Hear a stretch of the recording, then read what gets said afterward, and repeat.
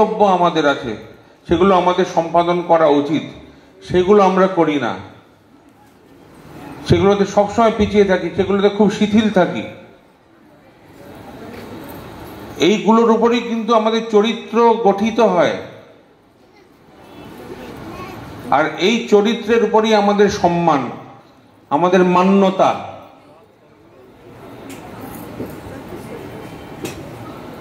বহু কর্মী এই যে দীক্ষা আজকাল দেওয়া ছেড়েই দিয়েছেন। আমি প্রত্যেক ঋত্বিক অধিবেশনে বলা হচ্ছে, এই জিনিসটা কিন্তু এটা ভালো কথা নয়।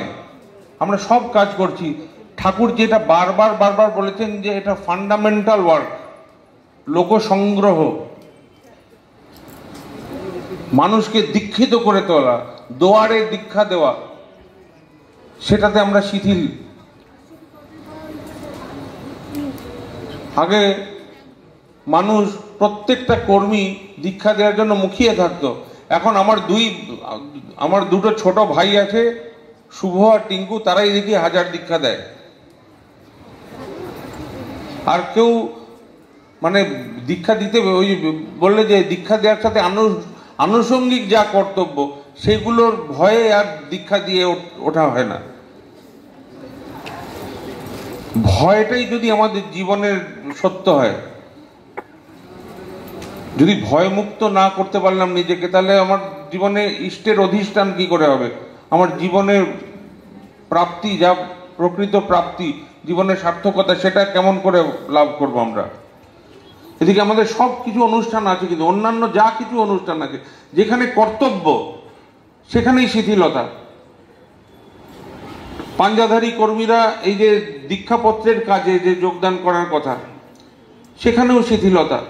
সেখানে যদি এইসব দাদাদের সাথে, মায়েদের সাথে, ছোট ছোট বাচ্চাদের সাথে একটু ঘোরাঘুরি করা যায়, তাহলেই কিন্তু দীক্ষা হয়। যাদের দীক্ষা হয় এইভাবেই হয়। এর মধ্যেও যারা দীক্ষা দেন তারা এইভাবেই দেন। আর এর মধ্যে দিয়ে পারস্পরিকতা তৈরি হয়, হৃদ্যতা তৈরি হয়, মানুষের সাথে সম্মিলন হয়, মাঠে ঘাটে ঘোরা হয়, মানুষের সাথে পরিচিতি হয়। মানুষকে জ্ঞান দেওয়া, উপদেশ দেওয়া, এটা আমাদের কাজ না। উদাহরণ, এক্সাম্পল হওয়াটা আমাদের কাজ।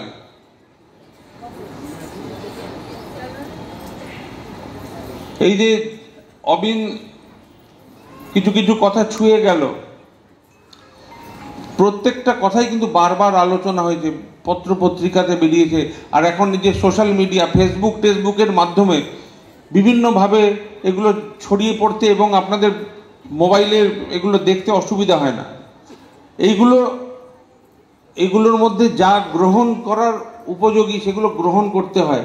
যেগুলো নিয়ে ডাউট আছে, যদি মনে করেন যে এগুলো সঠিক কথা নয়, সেগুলো কনফার্ম করতে হয়। এই যে কি বলে কমিউনিকেশন সেন্টার আছে, তাতে ফোনে যোগাযোগ করে জিজ্ঞেস করতে পারেন, এরকম একটা কথা শুনতে পাচ্ছি বা পড়লাম, এটা কি ঠিক কথা? বা যে কোনো কত উপায়ে এগুলো জানা যায়। সব কিছু আগ্রহ, যার যেমন আগ্রহ তার তেমনই প্রাপ্তি।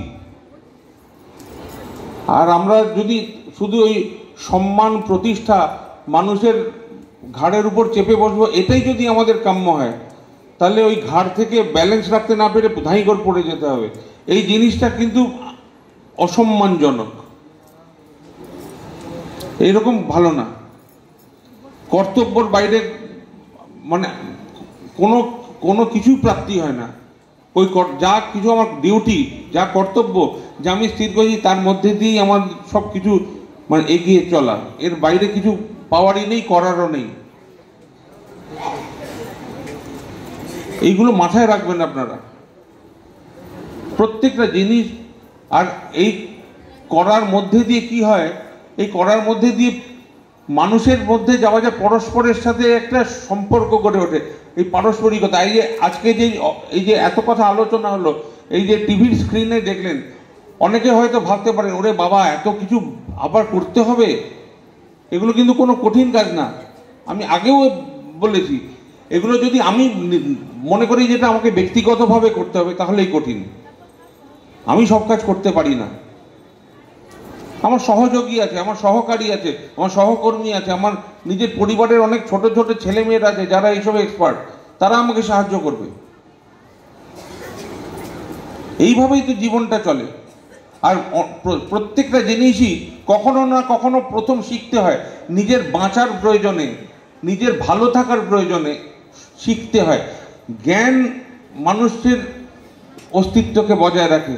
যে যত জ্ঞানটাকে নিজের জীবনে বাস্তবভাবে ব্যবহার করতে পারে, সে তত মসৃণভাবে জীবনে চলতে পারে, অবাধভাবে জীবনে চলতে পারে। তো এইগুলো তো আমাদের নিজেদের ভালো থাকার প্রয়োজনে, আমাদের নিজেদের কাজটা সুষ্ঠুভাবে সহজভাবে করার জন্য এইগুলো আমাদের শিখতে হবে, জানতে হবে। আমার পক্ষে ব্যক্তিগতভাবে যদি জানা সম্ভব না হয়, আমার আরও অনেক সহকর্মী আছে, সহকারী আছে, আমার নিজের ছেলে মেয়ে, নাতি নাতনি, ভাইপো ভাইজি, কত ছেলে মেয়ে।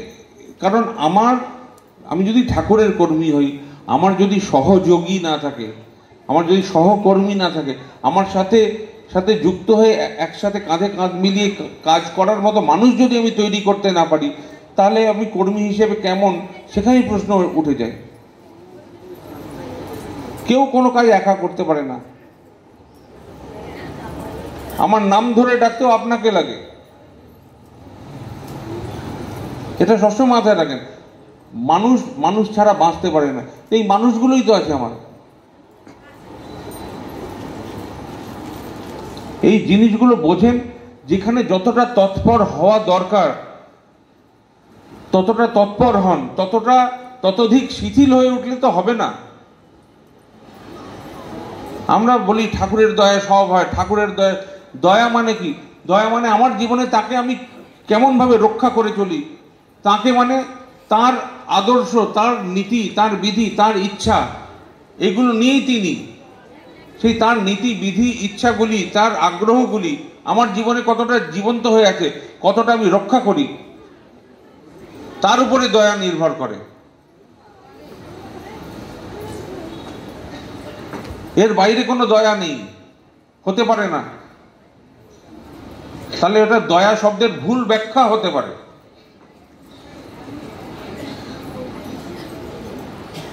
এইগুলো বোঝেন আপনারা। এই যে কেন্দ্র মন্দিরের পরিচালনা নিয়ে আচার্য দেবের যা ইচ্ছা, আপনারা সবাই সেই বিষয়ে সক্রিয় হয়েছেন, কিন্তু এর মধ্যেও অনেক জায়গা থেকে অনেক রকম এমন কিছু আচরণ ভেসে আসে, সেগুলো কিন্তু বাঞ্ছনীয় নয়। সামনে দেখানোর মতো করে একটা করে পরিবেশন করে তার আড়ালে আরেক রকম রূপ, এটা আমাদের কর্মীদের শোভা পায় না। কারণ আমরা কোনো কিছু পরিচালনার সাথে থাকি না থাকি, পুরো এই যে সমাজ যেখানে সৎসঙ্গীরা বিচরণ করে, একটা সৎসঙ্গী গোষ্ঠী যেখানে থাকে, তার অভিভাবক কিন্তু পাঞ্জাধারী কর্মীরাই দিনের শেষে। কিন্তু আমাদের আচরণ যদি যা আচার্যদেবের ঈপ্সিত, অভিপ্রেত সেইভাবে না হয়, তাহলে তো আমাদের চলনের মধ্যেই, চরিত্রের মধ্যে প্রশ্ন উঠে যায়।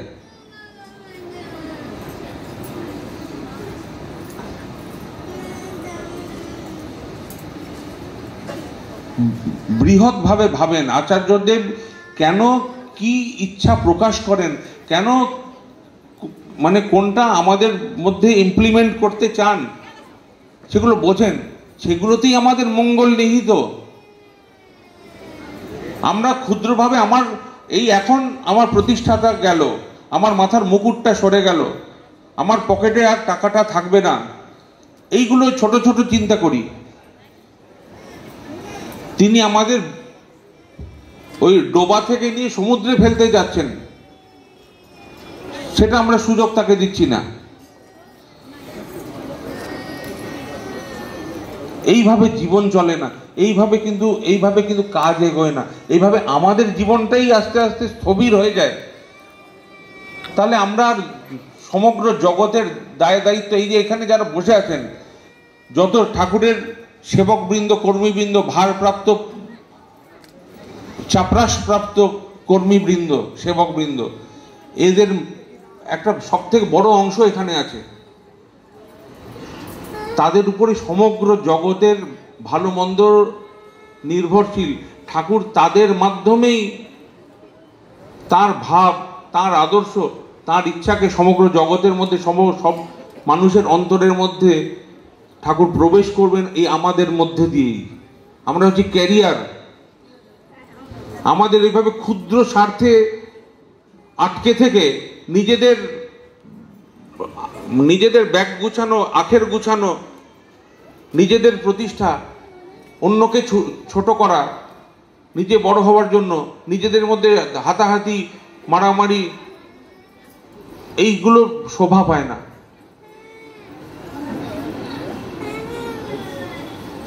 সেই প্রকৃত কর্মী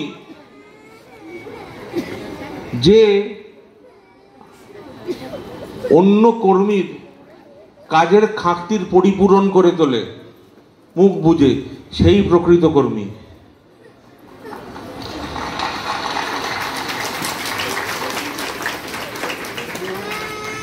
তা না হলে ওই নাম কাওয়াস্তে কর্মী, সে কর্মী নয়।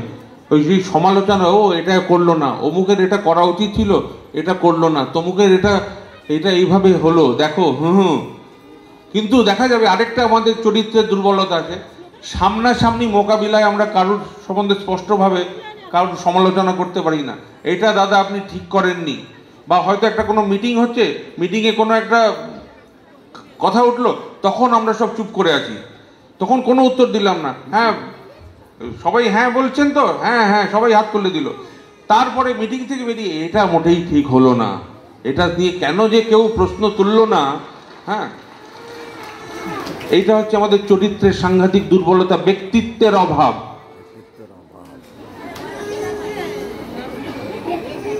ঠাকুরের বাণী আছে, ইষ্টার্থ পরায়ণতায় যেদি যারা, তাদের ব্যক্তিত্ব অটুট থাকে। তার মানে আমাদের ব্যক্তিত্ব অটুট না, ব্যক্তিত্ব ভেঙে পড়া ব্যক্তিত্ব। তার মানে আমাদের ইষ্টার্থ পরায়ণতাতে আমরা যেদি নই, সেটা আমাদের মুখ্য নয় জীবনে। এটাই প্রমাণ হলো।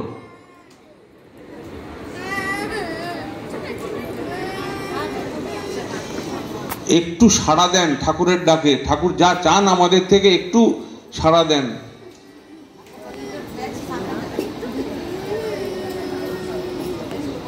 তা না হলে তো নিজের বিপদ, নিজের সন্তান সন্ততি, নিজের বংশধরদের বিপদ, আগামী প্রজন্মের বিপদ, সমগ্র দুনিয়ার বিপদ। দেখতেই তো পাচ্ছেন সব জায়গায় শুধু ধস্তাধস্তি, হানাহানি, যুদ্ধ বিগ্রহ, খুনোখুনি, রাহাজানি, সব। এর মধ্যে দেখেন আমরা তাও ঠাকুরের সাথে যুক্ত হয়ে আছি বলে কত শান্তিতে আছি। এই সমাজের মধ্যেই থাকি, সেই সমাজের মধ্যেই, তার মধ্যেই দেখেন কেমন আমরা সব কিছুর মধ্যেই একটা অপার শান্তি। আমাদের ঠাকুর আছেন, এই বিশ্বাস তো আছে আমাদের ঠাকুর আছেন, আমাদের কোনো ভয় নেই। তো ঠাকুরেরও তো ভাবতে ইচ্ছে করতে পারে যে আমার এই ছেলেগুলো আমার কথা সব জায়গায় বলবে, সবাইকে আমি যেমন চাই তেমন চলায় সমগ্র দুনিয়ার সব মানুষকে সেই চলায় তারা চলৎশীল করবে, আমাকে প্রত্যেকের অন্তরে প্রবেশ করাবে, তারও তো ইচ্ছা করতে পারে।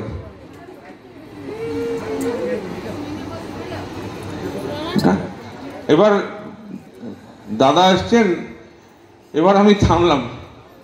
আপনারা সবাই ভালো থাকেন। জয় গুরু।